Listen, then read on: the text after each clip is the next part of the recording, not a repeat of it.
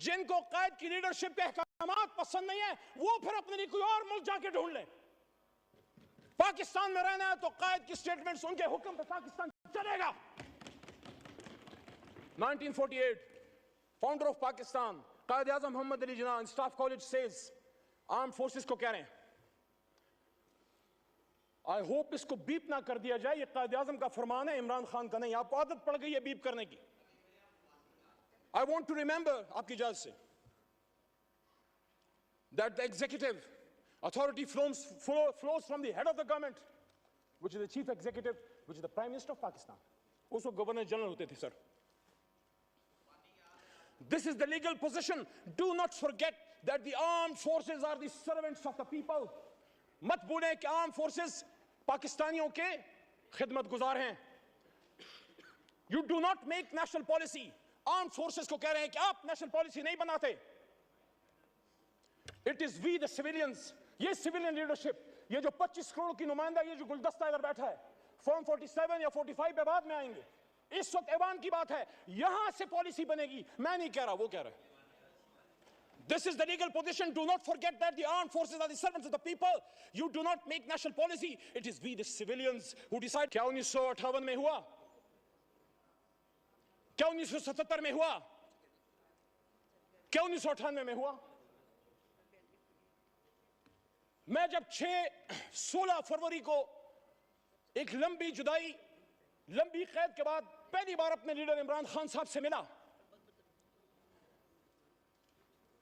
उनसे मैंने जब बात की, उन्होंने फतह मक्का मॉडल की बात की मेरे सामने जेल में गोलियां खा के। और ये आमिर डोगर साहब, चीफ विप साहब इस बात के गवाह हैं, और हमारे साथ सरदार लतीफ खोसा साहब भी मौजूद थे, वो भी इस बात के गवाह हैं कि उन्होंने कहा कि जिस तरह हुजूर सल्लल्लाहु अलैहि वसल्लम की फरमूदात पे गैर मुस्लिमों ने अमल किया, फिर उन्होंने एग्जाम्पल दी नेल्सन मंडेला की ट्रुथ एंड रिकंसिलिएशन कमीशन की कि उन्होंने सच बोल के पाकिस्तान को ठीक कर, अपने मुल्क को ठीक कर दिया।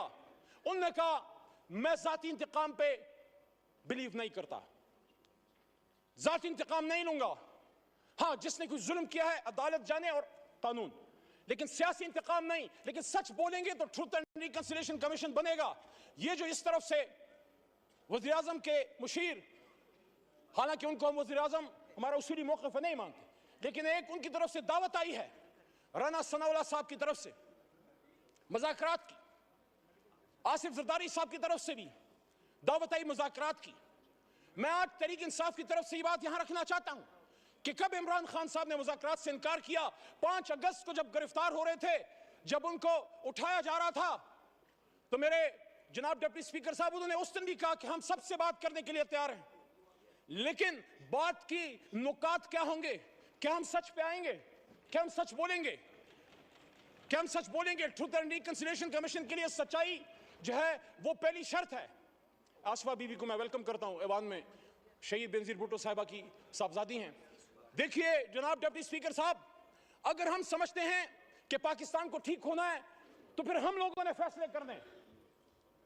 हमें कोई ब्रोकर, कोई डीलर, कोई शख्स हमें नहीं चाहिए जो हम आपस में बैठाए। जब हम अपनी लड़ाई यहां से बाहर लेके जाएंगे, फिर सुप्रीम कोर्ट भी अमल में आएगी और फिर ब्रिंडी और अपर की कुर्सी इनिशिएटिव ले। हमारा सबसे पहला नुक्ता जनाब इमरान खान साहब और 80 रन की रहाई है। पॉलिटिकल केसेस हैं। वो शख्स जो वजीर आजम था, अचानक उस पे कैसे 150-200 केसेस बन गए? He is a political prisoner, he is a prisoner of conscious. Pakistan बनाने की तहरीक में था, उस तहरीक में जेल भी काटी, लेकिन आज मैं समझता हूं कि सच बोलने का वक्त है। जहां मुझे इस पे फख्र है कि तहरीक पाकिस्तान का कारकुन था, जिन्ना का साथी था, जेल काटी, पाकिस्तान के लिए तकलीफ उठाई, वहां जब वो फेडरल मिनिस्टर फॉर रेवेन्यू बने, मेरे ख्याल में उनको अयूब खान साहब की कैबिनेट में वजीर नहीं बनना चाहिए था। मोहम्मद अली साहब, 10 मिनट का फैसला हुआ था, 13 मिनट हो गए। ज़ियाउल हक साहब शुरा में भी वो थे। आज वक्त है कि सब सच बोले।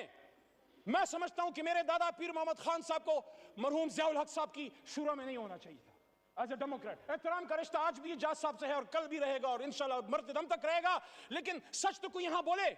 मैं जिस तरह पशेमानी का इजहार कर रहा हूं कि मेरा दादा वो पाकिस्तान बनाने की तहरीक का सिपाही था, रेवोल्यूशनरी था,